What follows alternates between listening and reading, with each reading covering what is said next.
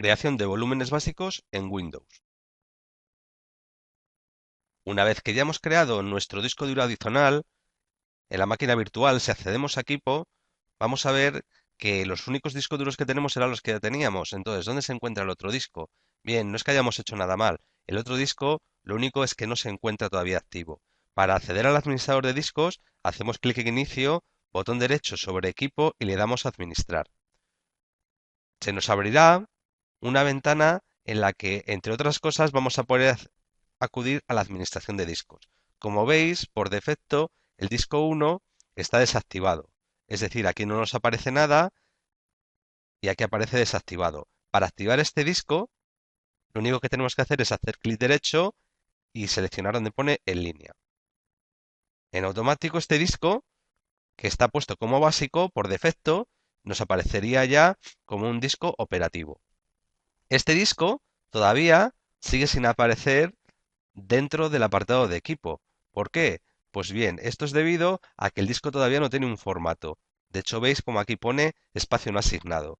En este apartado nosotros vamos a aprender a crear una partición. Una cosa importante a tener en cuenta en la administración de equipos es que esta herramienta que tiene Windows solamente permite la creación de particiones de forma automática. Nosotros en este caso vamos a intentar crear una partición. Hacemos clic derecho sobre el espacio y le damos a nuevo volumen simple. Por tratarse de un disco básico, el volumen será un volumen básico. Cuando elijo volumen simple, se me abre un asistente en el que si le doy a siguiente puedo elegir cuál es el espacio que voy a utilizar en el volumen. Yo, por ejemplo, voy a seleccionar solamente 500 megas. Aquí me da la opción de asignar una letra a la unidad. Daros cuenta que en la administración de equipos por defecto me va a crear una partición primaria. Yo, por ejemplo, voy a seleccionar la letra Z. Podemos seleccionar cualquiera de las letras disponibles en nuestro equipo. Podemos montar una carpeta NTFS o si queremos podemos incluso no asignar una letra a la unidad. Nosotros lo vamos a dejar como está, le damos a siguiente y aquí nos da la opción de no formatear el volumen o formatearlo. A la hora de formatear el volumen nos deja elegir entre varios sistemas de archivos. Claro, todos estos sistemas de archivos son sistemas de archivos Windows, tal y como hemos estudiado en la unidad.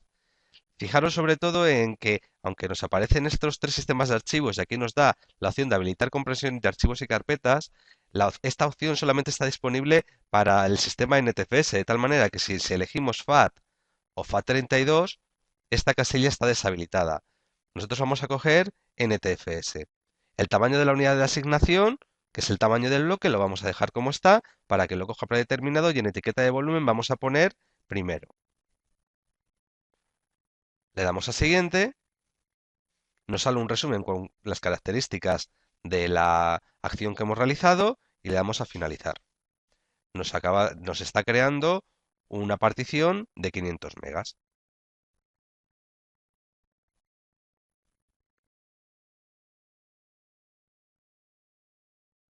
Una vez que está la partición creada, en principio todavía la está creando, ahora la partición ya está creada, veis como ya me aparece el disco con etiqueta primero y la letra de la unidad Z. Si ahora mismo nosotros accediéramos a equipo, veríamos una nueva unidad que es la unidad Z con 500 megas disponibles.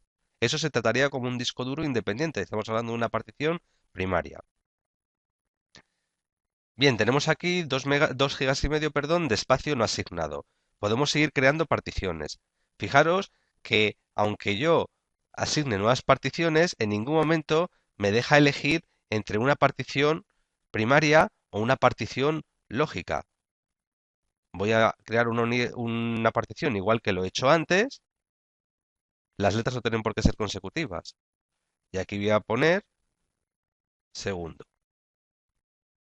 La siguiente, le doy a finalizar y me crea la segunda partición. Es una partición también primaria. Si os fijáis, tenemos un código de colores. La partición primaria en este caso está definida por el color azul marino. Y tenemos aquí dos particiones azul marino que corresponden a dos particiones primarias. Aquí nuevamente, si accediéramos al equipo, veríamos cómo me aparece una segunda unidad que acabamos de crear también de 500 megas. Continuamos creando particiones de 500 megas, creamos un nuevo volumen simple de 500 megas. Podemos elegir un tamaño el que queramos. Yo escojo 500 megas y seleccionamos una letra. La letra no tiene por qué ser letras consecutivas. Y aquí voy a escribir tercero. Podemos incluso definir que sean sistemas de archivos diferentes. No tienen por qué ser el mismo sistema de archivos.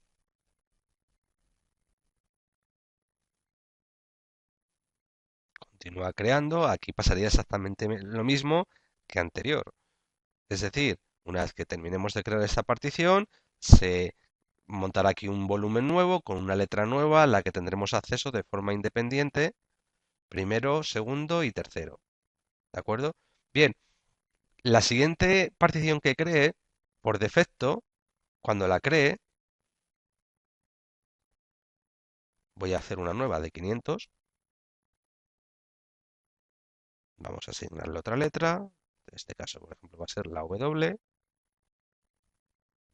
Aquí vamos a ponerle cuarto. Y le damos a siguiente. Le damos a finalizar y ahora nos ha creado una partición lógica. Esta es la partición que acabamos de crear nosotros de 500 megas y nos crea una partición lógica, obviamente la partición lógica dentro de una partición extendida. Esto lo ha hecho porque recordad que solamente puede haber un máximo de 4 particiones primarias dentro de un disco. Entonces, como medida de seguridad, cuando nosotros hemos creado 3 particiones y creamos una cuarta, para permitir poder seguir creando particiones en el disco, nos crea una partición lógica para poder alojar particiones. Recordad que con una partición lógica nos caben hasta 15 particiones más dentro del disco. Y últimamente, pues con el espacio este que nos sobra, vamos a crear una nueva partición y esta vez pues vamos a elegir todo el espacio. Elegimos una letra y aquí ponemos quinto. Le damos a siguiente, insisto que podemos elegir el formato de archivos que queramos. Podríamos seguir haciendo particiones de 500 sin ningún problema. Esta partición, evidentemente, está dentro de una partición extendida. eh, Sobra decir que la partición que nos ha creado es una partición lógica. Cuando haya terminado, dispondremos de 5 particiones correspondientes a primero, segundo, tercero, cuarto y quinto. Si accedemos a equipo, veréis cómo disponemos de estas 5 particiones que son las particiones que hemos creado. Esto lo hemos hecho a partir del administrador de discos.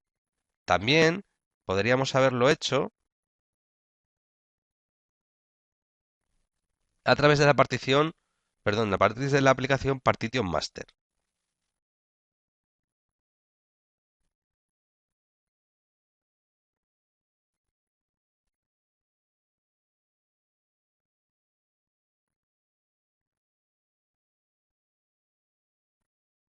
A través de la herramienta Partition Master podemos realizar gestiones sobre las particiones igual o quizás mejor que podemos hacerlo a través del administrador. En nuestro caso, pues como podéis comprobar, todas las particiones que hemos creado con el administrador de discos son visibles desde aquí. Bien, ahora voy a detener el vídeo para deshacer las particiones que he creado con el administrador y vamos a repetir este proceso, pero esta vez desde Partition Master. Bueno, pues he eliminado todas las particiones. Si queréis saber cómo se eliminan las particiones, pues podéis visionar el vídeo en el que se explican cómo eliminar particiones. Aquí, como veis, en el disco está tal y como estaba al principio cuando estamos viéndolo a través del administrador de discos. Para crear particiones es tan sencillo como pulsar el botón crear o hacer botón derecho sobre el espacio y darle a crear. Lo bueno de este programa es que nos deja crear una partición lógica en el momento que nosotros queramos. No tenemos que esperar a que haya 3 particiones primarias para crear una lógica. También nos da la opción, como podéis comprobar en el apartado de tipo de sistema de archivos, de elegir no solamente sistemas de archivos típicos de Windows, sino también elegir otros sistemas de archivos como son X2 y X3, que son sistemas típicos de Linux.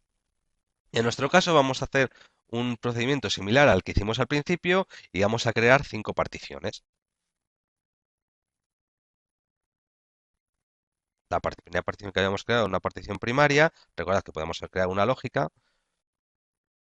Otra de las opciones posibles que nos deja es desplazar la partición dentro del espacio disponible. Podríamos elegir crear una partición a partir de aquí. Hay que tener mucho cuidado en este sentido porque no todas las particiones después van a poder moverse, con lo cual siempre conviene empezar a hacer particiones desde el lado izquierdo, que es el principio del disco. En nuestro caso podemos o bien a través de estas barras aumentar y disminuir el tamaño de la partición, o bien simplemente escribiéndolo en estos campos. En este caso vamos a elegir 500 megas, que era lo que habíamos hecho en un principio, y vamos a elegir la letra Z, que era la que teníamos puesta en el caso anterior. El tamaño del clúster lo vamos a dejar por defecto y le damos a OK. Y hemos creado la primera partición, que es una partición, como podéis observar aquí, primaria, de 500 megas, formato NTFS. Repetimos el proceso, seleccionamos el espacio que está libre, botón derecho o bien le pinchamos en el botón crear y creamos la segunda partición. Una partición que también recuerdo hacer una partición primaria. Cojo la letra que tenía en un principio, elijo como tamaño de la partición 500 megas y le doy a OK. Repito el proceso para crear una tercera partición. Fijaros que siempre la parte izquierda del espacio se refiere al espacio disponible, no, o sea, este principio no es el principio del disco, es el principio del espacio disponible que va a ser a partir de donde va a empezar a montar la unidad. Vamos a crear ahora tercero. Vamos a crear también, recordad que era una partición que era primaria,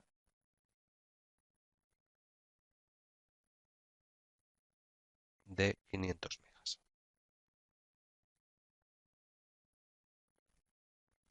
Y ahora recordad que vamos a crear una partición lógica de 500, perdón, una partición lógica que va a contener una partición de 500 y otra partición con el resto. Entonces hacemos un botón derecho, lo mismo, creamos y ahora vamos a elegir que la partición sea lógica. Por defecto, al crear una partición lógica, si no existe una extendida, la va a crear. Esta es la cuarta partición. Recordad que llevamos tres particiones.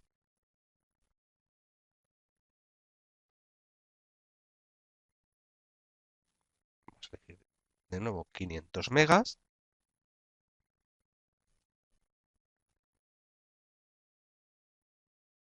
¿De acuerdo? Y es una partición que, como veis, es partición lógica. Aquí no aparece la línea de partición extendida, pero se entiende que al ser una partición lógica tiene que haber una partición extendida que la contenga. Y con la que nos queda crearemos la quinta partición, que es una partición, veis que por defecto me dice que sea lógica, no me deja cambiar.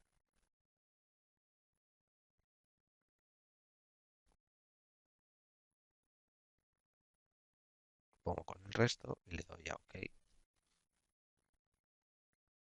¿De acuerdo? Una cosa importante dentro de esta aplicación es que esto es tan rápido porque yo simplemente lo que he hecho es marcar las operaciones. Si os dais cuenta, en el listado de operaciones, aquí están las operaciones de borrado que he hecho anteriormente y después están las operaciones de creado del disco, ¿vale? Correspondiente a cada una de las particiones que he creado. Tendría que darle a aplicar para que se llevaran a cabo los cambios. Serían 5 operaciones del el borrado anterior que he hecho y las 5 de la creación del disco. Le digo que sí. Ya las operaciones están a punto de terminar. En cuanto terminen las operaciones, observaremos que a través del administrador de discos podremos visionar exactamente la misma estructura que creamos en ellos. Bien, ya está creado, nos da el mensaje de que están terminadas y ahora lo que está haciendo es actualizar la información.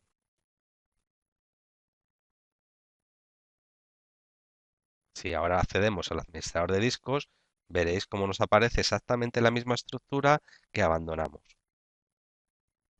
Incluso si accedemos a equipo, veréis cómo nos aparecen los 5 discos que hemos creado. Y esto es todo lo que debéis saber para crear discos. Os recuerdo que todos estos volúmenes que hemos creado son volúmenes básicos. Bueno, pues hasta otra.